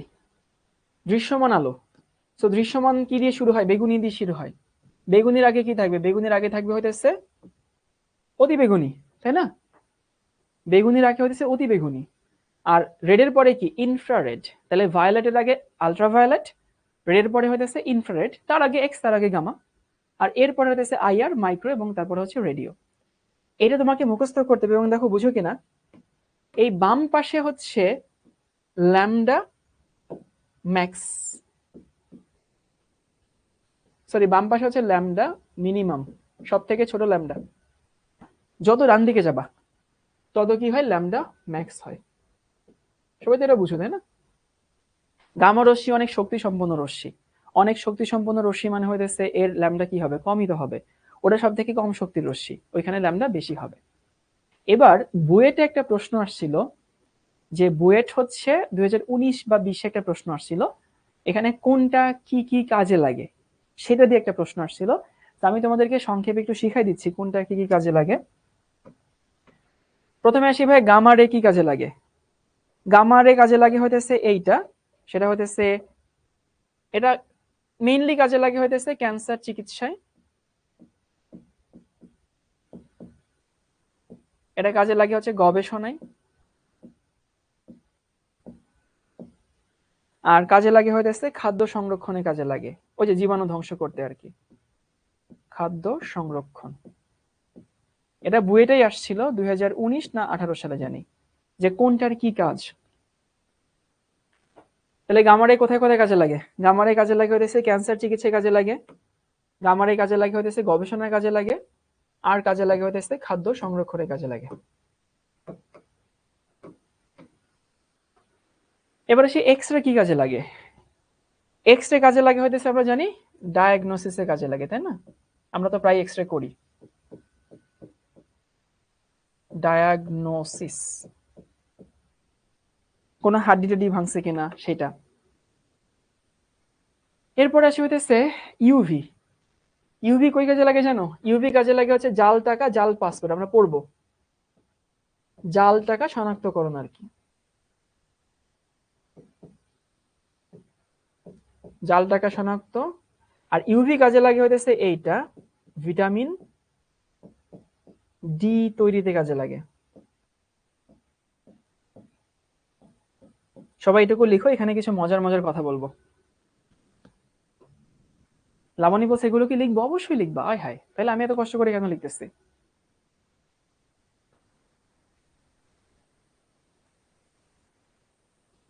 আচ্ছা, তোমরা কি অনেকে শিখছো কিনা যে রোদে গেলে ভিটামিন ডি, রোদের মধ্যে ভিটামিন ডি থাকে? এরকম কি কেউ শিখছো? আসলে ব্যাপারটা হচ্ছে রোদের মধ্যে ভিটামিন ডি থাকে, ব্যাপারটা এরকম না। এমন না যে রোদের মধ্যে ভিটামিন ডি থাকে, এটা ভুল ধারণা। আমাদের বডিতেই ভিটামিন ডি তৈরির আছে, ফ্যাক্টরি আছে। আমাদের বইতেই ভিটামিন ডি তৈরির মেকানিজম এক্সিস্ট করে। তো রোদে গেলে কি হয়, রোদের যে ইউভি থাকে, তোমরা জানো রোদের মধ্যেও কিন্তু অনেক ইউভি থাকে। ক্ষতিকর ইউভি খুবই কম থাকে, ইউভি তো অনেক টাইপের হয়। তো রোদের মধ্যে অনেক ইউভি আছে। ওই ইউভিটা যখন আমাদের স্কিনে পড়ে, তখন ভিটামিন ডি তৈরির যে প্রসেস, সেই প্রসেসটা স্টার্ট হয়। মানে আমি একবার টিভিতে এরকম একটা দেখছিলাম, সাক্ষাৎকার। একজন ডাক্তার বলতেছে যে হইতেছে আমি হইতেছে একটা কি বলে একটা সেই গ্লাসের মধ্যে পানি রাখছে। তো সে বলতেছে আমি আমার বাচ্চাদেরকে এই পানিটা কিছুক্ষণ রোদে রেখে দিই, রোদে রেখে দিয়ে এই পানিটার মধ্যে ভিটামিন ডি তৈরি হয়, তারপরে আমি আমার বাচ্চারা খাওয়াই। আল্লাহ, আমি শুনে পুরো আকাশ থেকে পড়ছি যে এরকম একটা গাধা কিভাবে ডাক্তার হয়, বা একজন ডাক্তার এরকম গাধার মতো কথা কিভাবে বলে? রোদের মধ্যে ভিটামিন ডি থাকে না রে বাবা। আমাদের বডিতে বিভিন্ন রিয়াকশন স্টার্ট হওয়ার জন্য একটা এক্সটার্নাল ফোর্স দরকার হয়। কখনো কখনো সেটা হতে পারে হইতেছে কি বলে হেভি মেটালের মাধ্যমে হয়, এটাকে কোফ্যাক্টর বলে, প্রস্থেটিক গ্রুপ বলে আর কি, বিভিন্ন জিনিসপত্র তৈরি করতে। সো ভিটামিন ডি তৈরির যে প্রসেস, সেই প্রসেসে কিছু রিসেপ্টর থাকে। যখনই তার উপরে ইউভি পড়ে তখন সেটা এক্সাইটেড হয়, সেই প্রসেসটা স্টার্ট হয়। দ্যাটস ইট, এই হচ্ছে কাহিনী। এর মানে এই না যে রোদের মধ্যে ভিটামিন ডি এসে পড়ে। রোদের মধ্যে ইউভি থাকে, সেই ইউভি আমাদের বডিতে ভিটামিন ডি তৈরির যে প্রসেস বা কারখানা, সেই কারখানাকে স্টার্ট করে আর কি। ঠিক আছে, এই হচ্ছে মেইন কাহিনী। সো দৃশ্যমান কি কাজে লাগে? দৃশ্যমান তো জানো, কোনো বস্তু দেখার জন্য কাজে লাগে। আইআর কি কাজে লাগে? আইআর কাজে লাগে এই যে আমার হাতে যেটা আছে, আমার হাতে। সো এ ডায়াগনোসিস মানে হইতেছে কি বলে রোগ শনাক্তকরণ। রিমোট কন্ট্রোলে কাজে লাগে হইতেছে আইআর। টিভি রিমোট, এই যে আমার হাতে যে রিমোট সেইটা, তো এখান থেকে আসলে আইআর কাজে লাগে। আরেকটা কাজে লাগে হইতেছে, তোমরা হচ্ছে অপটিক্যাল ফাইবার পড়ছো কিনা? যাদের বাসায় ইন্টারনেট আছে, ব্রডব্যান্ড কানেকশন নাও, ওরা দেখবা যে মাঝে মধ্যে বলে এই অপটিক্যাল ফাইবার দিব, অপটিক্যাল ফাইবার দিব। সো অপটিক্যাল ফাইবারে আইআর কাজে লাগে। অ্যাকচুয়ালি অপটিক্যাল ফাইবার আর দৃশ্যমান এই দুইটা মিলাই হইতেছে আইআর এবং দৃশ্যমান মিলে অপটিক্যাল ফাইবারে কাজে লাগে। তো তুমি হয়তো দেখবা কোনো বইয়ে হইতেছে কি বলে দৃশ্যমান এবং আইআর, কোনো বইতে দৃশ্যমান দেখবা অপটিক্যাল ফাইবার, কোনো বইতে আইআর দেখবা, আইআরটা হচ্ছে বেশি অ্যাকুরেট। মাইক্রো কাজে লাগে কোথায়? যেটা ছাড়া তোমার দুনিয়া অচল, মানে একেবারে। তোমাদেরকে দেখি কোথাও বাসায় বেড়াইতে গেলে সেই বাসায় খাওয়ান দাওয়ানের আগে চাও ওয়াইফাই পাসওয়ার্ড কি। আর রেডিও কোথায় কাজে লাগে? রেডিও তো জানো, রেডিওতে কাজে লাগে। আর কাজে লাগে হচ্ছে এমআরআই। এমআরআই চিনো সবাই? করছো কখনো?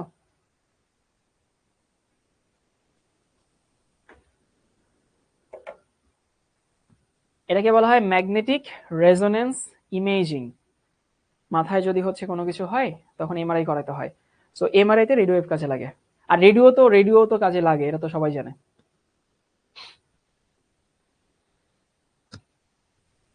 তাহলে এইখানে যে তথ্যগুলো দিলাম সেগুলো একটু সংক্ষেপে মনে রাখবা। আচ্ছা, একজন জিজ্ঞেস করছে যে ভাইয়া চুম্বক আর চৌম্বক, রবিন ভাই একটু এসি টেম্পারেচারটা কমাবেন, গরম লাগতেছে। এর মধ্যে পার্থক্য কি? দেখো, চুম্বক মানে হইতেছে একটা ম্যাটেরিয়াল নাউন। চুম্বক, ধরো এটা যদি চুম্বক হতো, এটা চুম্বক। আর চৌম্বক মানে চুম্বক সম্পর্কিত যে কোনো জিনিসকে চৌম্বক বলে। কি বলছি? চুম্বক তো চুম্বক, ম্যাটেরিয়াল নাউন যেটাকে আমরা বলি। আর চুম্বক সম্পর্কিত, চুম্বক নিয়ে পড়াশোনা করা, চুম্বকের বৈশিষ্ট্য আলোচনা করা, চুম্বকের ধর্ম, সেইটাকে এক কথায় চৌম্বক বলে। বুঝতে পারছো সবাই? যারা জিজ্ঞেস করছে, আব্দুল্লাহ নামে একজন বোধহয় অনেকবার জিজ্ঞেস করছিল যে ভাইয়া চুম্বক আর চৌম্বকের মধ্যে পার্থক্য কি। এমআরআই হতেছে ম্যাগনেটিক রেজোনেন্স ইমেজিং। লিখে দিই এখানে,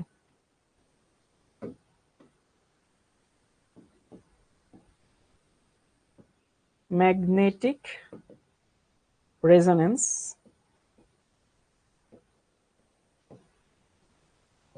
ইমেজিং,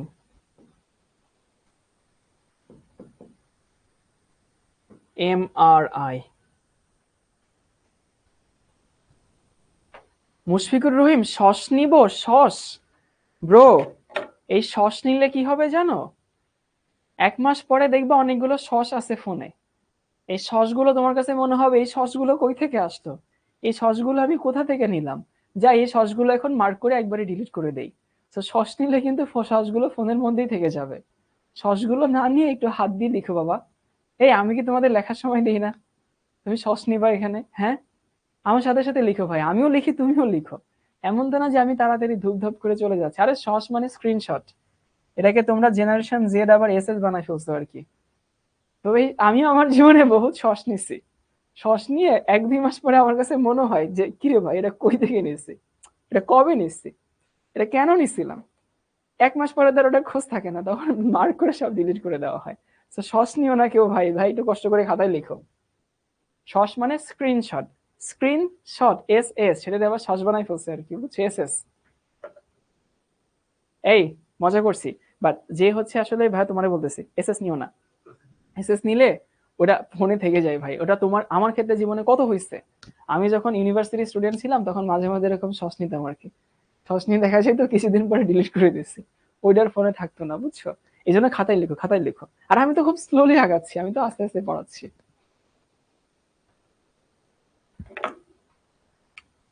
এই কে স্ক্রিনশট নেওয়ার কথা বলতেছো? আবার একটু কমেন্ট করো তো। নিও না স্ক্রিনশট, নিও না স্ক্রিনশট, নেওয়া দরকার কি?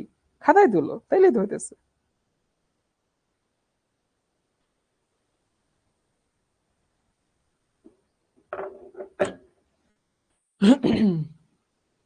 আচ্ছা, এবার সবাই লিখে নাও পারমাণবিক বর্ণালী।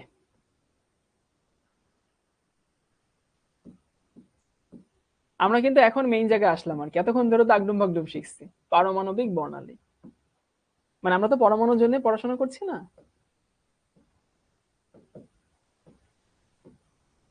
আর আমার ক্লাসে যদি তুমি খাতায় তুলতে না পারো তাহলে কিন্তু অন্য ক্লাসে কেমনে লিখো ভাই?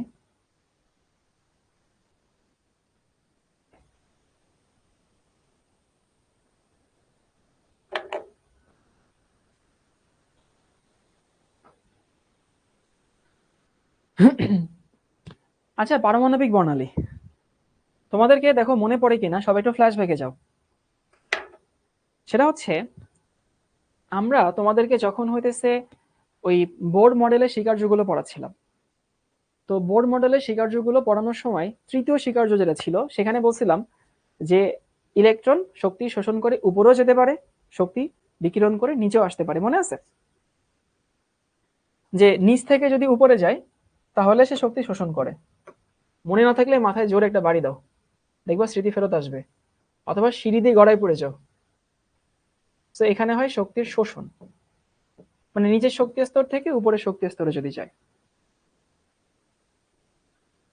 আর ইলেকট্রন যদি উপর থেকে নিচের শক্তি স্তরে আসে তাহলে সেখানে শক্তির বিকিরণ হয়।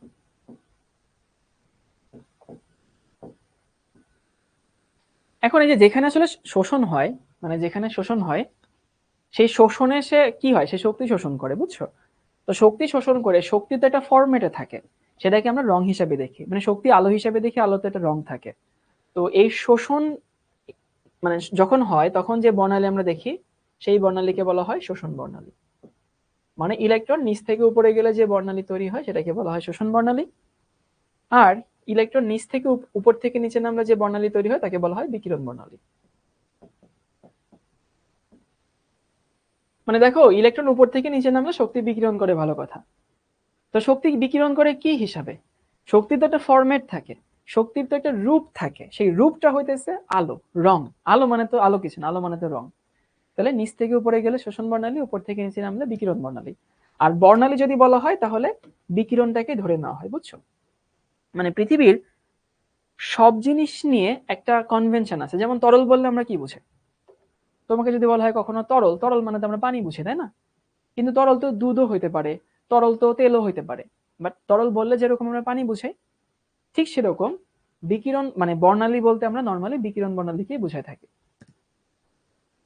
এখন এই বর্ণালী যে তৈরি হয় তার একটা সূত্র দেখবো আর কি, এবং আমরা সূত্রের প্রতিপাদন দেখব। সবাই খাতার উপরে লিখে নাও এমনি, লিখো এমনি এমনি। এমনি মানে এটা মুখস্থ করতে হবে না আর কি, জাস্ট প্রতিপাদন দেখব মজার জন্য, আর কিছু না।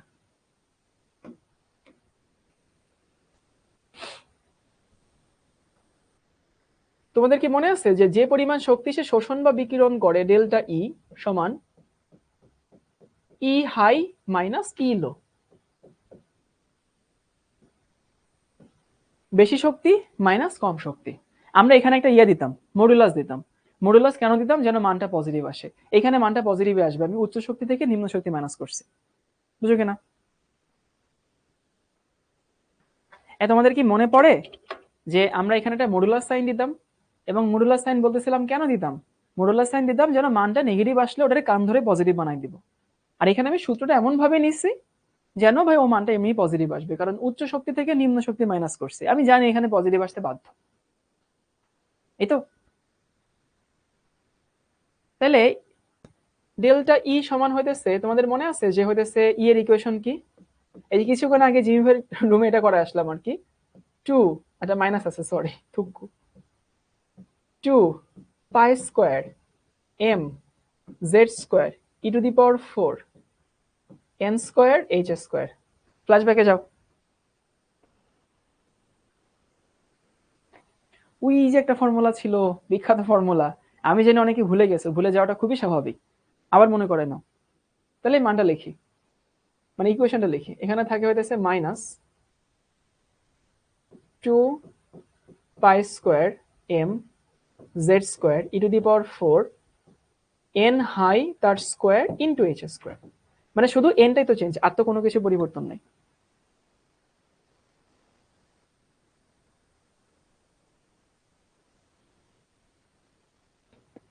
এই মাইনাস আর ওই মাইনাসে প্লাস হয়ে যাবে, এখানে কি হবে? 2 pi square M Z square E to the power 4 N লো তার স্কোয়ার আর এইচ স্কোয়ার। আর ই সমান কি দাঁড়ায়? ই সমান দাঁড়ায় হইতেছে এইচ সি বাই হইতেছে ল্যামডা।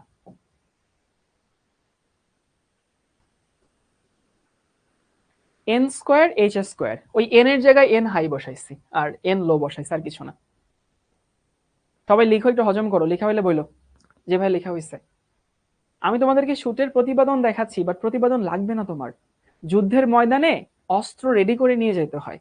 তো তোমাকে একটা সূত্র দেখাবো, তোমাকে দিন শেষে সূত্রটা মুখস্থ করতে হবে, কিন্তু আমি তোমাকে দেখাচ্ছি সূত্রটা কই থেকে আসে। এবার দেখো তো ভাই, এখানে এইচ মানে এন বাদে বাকি সবকিছু তো আসলে কমন নেওয়া যায়, তাই না? বাকি সবকিছু কমন নেওয়া যায়। যদি সবকিছু কমন নেওয়া যায় তাহলে আলটিমেটলি কি থাকে দেখো, এইচ সি বাই ল্যামডা সমান, তুমি যদি কমন নাও তাহলে এখানে থাকে হইতেছে 2 pi square M Z square E to the power 4 আর এইচ স্কোয়ার কমন নিলাম, আর এটাকে আমি আগে আনলাম 1 বাই এন লো তার square minus 1 by N high তার স্কোয়ার। ভাই এর মধ্যে কোনো কেমিস্ট্রি নাই, এর মধ্যে সব হচ্ছে ম্যাথমেটিক্স, আর কিছু না। কমন নিচ্ছে, আর কিছু করি নাই, কমন নিচ্ছি, এবং কমন নিয়ে এটাকে আগে নিয়ে আসছি, এই যে লোটা আগে আসছে, হাইটা পরে গেছে।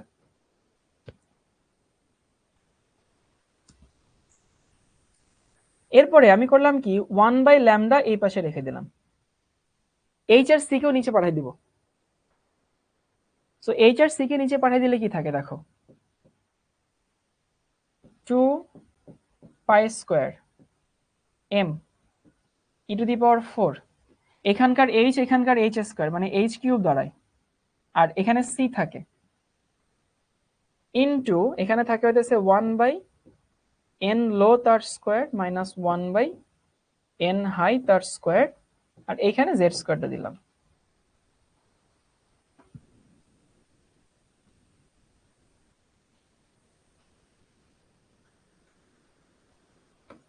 এই যে এইখানে যেটুকু তুমি পাইছো ভাই, এই যে এই অংশটুকু, যদি ক্যালকুলেটরে তুমি ভ্যালু বসাও প্রত্যেকটার, একটা ধ্রুবক মান পাবা। দেখো তো, 2 হচ্ছে কনস্ট্যান্ট, তারপরে π² কনস্ট্যান্ট, m কনস্ট্যান্ট, ইলেকট্রনের ভর তো কনস্ট্যান্ট, চেঞ্জ হবে না, ই হচ্ছে ইলেকট্রনের চার্জ, এটাও তো কনস্ট্যান্ট, এইচ হচ্ছে প্ল্যাঙ্কের কনস্ট্যান্ট, সি হচ্ছে আলোর বেগ, সবই কনস্ট্যান্ট। আরে জেড লিখছি রে বাবা, এই পাশে লিখছি। তো সবগুলো যদি কনস্ট্যান্ট হয়, সেই ভ্যালুটা বসাইলে এই মানটা থাকে এইটা। সো 1/λ সমান, এখানে থাকে 10, 96, 78, মানে সব সিজিএস এ বসাইলে, আর এখানে থাকে হইতেছে 1/n লো তার স্কোয়ার মাইনাস 1/n হাই তার স্কোয়ার ইন্টু z²। এই যে 10, 96, 78 এই মানটাকে বলা হয় রিডবার্গ ধ্রুবক। ওকে, এই মানটাকে আমরা কি নামে ডাকি, সবাই লিখে নাও, এটা হচ্ছে রিডবার্গ ধ্রুবক। রিডবার্গ একজনের নাম, বুঝছো?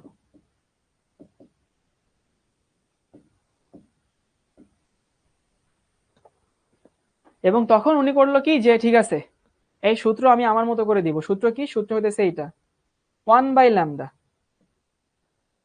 সমান, এই যে রিডবার্গ দেখে RH ইন্টু 1/n লো, ছোটটা আর কি, তার স্কোয়ার মাইনাস n হাই তার স্কোয়ার ইন্টু z²। যেখানে RH এর মান কি, RH এর মান হইতেছে 10, 96, 78 পার সেন্টিমিটার হবে আর কি। সবাইটুকু লিখে নাও, হজম করো, অনেকগুলো কথা এখানে বলা বাকি আছে।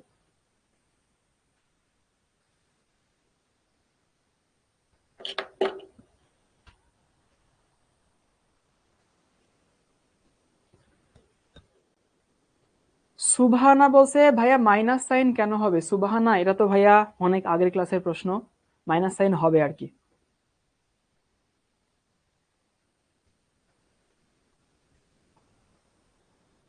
তাহলে বিশ্বাস করো ভাই, এই যে তোমাদেরকে এটুকু দেখাইলাম না, এটুকু তোমার লাগবে না। তোমার কি লাগবে জানো? জাস্ট ইকুয়েশনটা লাগবে, এটা 1/λ সমান RH ইন্টু 1/n লো তার স্কোয়ার মাইনাস 1/n হাই তার স্কোয়ার ইন্টু z²। আর যদি তুমি হাইড্রোজেনের জন্য নাও, তাইলে এই জেডটাও থাকে না, বুঝছো? আমাদের বইয়ের 99% অঙ্ক হাইড্রোজেনের জন্য। সো 99% হাইড্রোজেনের জন্য হয় দেখে আমাদের বই আসলে ইয়াটা জানে না, কি বলে তোমার হইতেছে জেডটা আমরা দেখি না। মনসুর বলছে ভাই দ্বিতীয় লাইনে মাইনাস হবে না। না রে বাবা, এইটা আগে নিয়ে আসছি রে বাবা, এইটা আগে আনছি, এটা পরে নিছি, তো মাইনাস কেন হবে? মাইনাস তো এই যে দিছি, তো এই মাইনাস তো এখানে আসছে, এটা আগে আসছে। সো আমরা ইকুয়েশনটা পরের স্লাইডে আমি আরেকটু লিখে দিই। এই হচ্ছে ইকুয়েশন, 1/λ সমান RH ইন্টু 1/n লো, তোমরা লিখো না, আমি লিখতেছি, minus 1/n high into z²। এই হচ্ছে আমাদের ইকুয়েশন। এখন এটা হচ্ছে আমাদের কিসের ফর্মুলা? এটাকে বলা হয় হইতেছে রিডবার্গ এর সমীকরণ। রিডবার্গের সমীকরণ।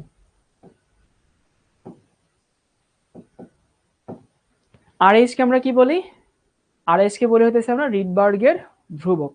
ওকে, সো RH এর মান কত? RH এর মান হইতেছে 10, 96, 78 একক কি পার সেন্টিমিটার। অনেকে বলতে পারো ভাইয়া এককটা কেন পার সেন্টিমিটার হয়? আচ্ছা দেখো তো, জেড এর তো কোনো একক হয় না, জেড হচ্ছে পারমাণবিক সংখ্যা, জেড এর কোনো একক না। তারপরে হইতেছে এই এন কোনো একক হয় না, এন হচ্ছে কক্ষপথ সংখ্যা, এর কোনো একক হয় না। এই এনটাও কক্ষপথ সংখ্যা, এর কোনো একক হয় না। তাহলে আর এইচ এর একক শুধু কারো এককের উপর নির্ভরশীল, ল্যামডা না? তো ল্যামডার একক তো, ল্যামডা তো তরঙ্গ দৈর্ঘ্য। সো ল্যামডা যদি তরঙ্গ দৈর্ঘ্য হয় 1/λ, সো সেন্টিমিটারের জায়গায় পার সেন্টিমিটার হবে। জিতু মন্ডল বলছে e⁴ কিভাবে ভাইয়া? এই ফর্মুলা আমরা আগে পড়ছি, এটা আগের ফর্মুলা। ওকে, গেল এটুকু। তারপরে তোমাদের আরেকটা সমস্যা এখানে হয়, সেটা হইতেছে তোমরা অনেকে মনে করতে পারো না যে ভাইয়া এন হাই আগে নাকি এন লো আগে। এরকমটা অনেক সময় হবে যে তুমি এন হাই এবং এন লো আগে পরে এটা বুঝতে পারবা না। কিন্তু ভাই এটা তোমার ভুল হওয়ার কোনো সুযোগই নাই। তুমি এইখানে এমন ভাবে মানটা বসাবা যেন মানটা পজিটিভ আসে। ব্র্যাকেটের মধ্যে ভাই তরঙ্গ দৈর্ঘ্য তো কোনোদিন নেগেটিভ হয় না, তাই না? তো তরঙ্গ দৈর্ঘ্য যদি নেগেটিভ না হয়, তাইলে এইখানের মান এমন ভাবে বসাও যেন পজিটিভ মান আসে। যেমন ধরো যদি এরকম হয়, একটা ইলেকট্রন, ধরো এরকম হয়েছে যে কোনো একটা ইলেকট্রন দ্বিতীয় শক্তি স্তর থেকে পঞ্চম শক্তি স্তরে গেছে, ধরো এরকম একটা কেস ঘটলো। তাহলে দ্বিতীয় শক্তি স্তর থেকে যদি পঞ্চম শক্তি স্তরে যায়, তাহলে ইকুয়েশনের এখানে কি হবে? 1/2 তার স্কোয়ার মাইনাস 1/5 তার স্কোয়ার। দেখবা এমনি বসাইলে মানটা পজিটিভ আসে। আবার ধরো এমনও হইতে পারে একটা ইলেকট্রন পঞ্চম শক্তি স্তর থেকে 2 এ নামছে, মানে নিচে নামছে। দেখো তীর চিহ্ন উপরে, তীর চিহ্ন নিচে। যদি এমন হয় যে পঞ্চম শক্তি স্তরে সে 2 এ নামছে, তাইলেও ব্র্যাকেটের মধ্যে কি হবে? 1/2 তার স্কোয়ার মাইনাস 1/5 তার স্কোয়ার। সবসময় আগে হচ্ছে ছোটটা, এই যে লো, এন লো মানে লোয়ার শক্তি স্তর, এন হাই মানে আপার শক্তি স্তর। সবসময় কিন্তু একক, মানে এইভাবেই সিস্টেমটা হয়। এবার কি সবাই বুঝতে পারছো? আর তোমাদের এই অঙ্কটার সময় একটা ঝামেলা হয়। এই অঙ্কটা আমরা মানে ম্যাথ আজকে করবো না, ম্যাথ করবো আগামী ক্লাসে। কিন্তু ঝামেলাটা কি হয় জানো? তোমরা করো কি, ক্যালকুলেটারে এরা বসাও, এরা বসাও, এরা বসাও, এটা বসাও, অনেক কিছু করো। অনেক কিছু করার পরে তোমরা কি আসলে ল্যামডা পাও না 1/λ পাও? তোমরা কিন্তু 1/λ পাও। কিন্তু ওইটাকে যে একটু ইনভার্স করতে হয়, ওইটাকে যে একটু উল্টা করতে হয়, সেটা তোমাদের আর মনে থাকে না। মেহেদি বলছে প্রশ্নে কি রিডবার্গের মান দেওয়া থাকবে না? এই মান খুবই কমন মান, এই মান মুখস্থ রাখতে হবে আর কি, এই মানটা মুখস্থ করতে হবে। মেহেদি বলছে আমার কলেজে বললো আর এইচ এর মান হচ্ছে ন্যানোমিটার পার ন্যানো, মানে পার ন্যানোমিটার। তাহলে ওরা ন্যানোমিটার হিসাব করছে, বাট তুমি সেন্টিমিটারে করবা, কোনো সমস্যা নাই, একই জিনিস। সবাই কি বুঝে আছি কাছে বাচ্চারা? তাহলে আমরা আজকে কি শিখলাম? জাস্ট বেসিক জিনিস, বর্ণালী কি, শোষণ বর্ণালী, বিকিরণ বর্ণালী কি জিনিস, তারপরে পরমাণুর বর্ণালী কি জিনিস, বিকিরণ বর্ণালী, শোষণ বর্ণালী, রিডবার্গের ইকুয়েশন ব্যবহার করে ফেলছি। তো আগামী ক্লাসে আমরা আসলে ম্যাথ করব। তো আজকে আর আমি আগাচ্ছি না। বর্ণালী নিয়ে তোমরা কোনো পড়াশোনা করো না, বর্ণালী শুধু খাতা দেখে আসবা। বর্ণালীর আগ পর্যন্ত বাকি যা আছে সেগুলো তুমি পড়তে পারো, বাট বর্ণালী খাতা পড়বা, বর্ণালী বই পড়বা না। তো ঠিক আছে ভাইয়া, আজকে আর আগাচ্ছি না। ভালো থেকো সবাই, আল্লাহ হাফেজ সবাইকে।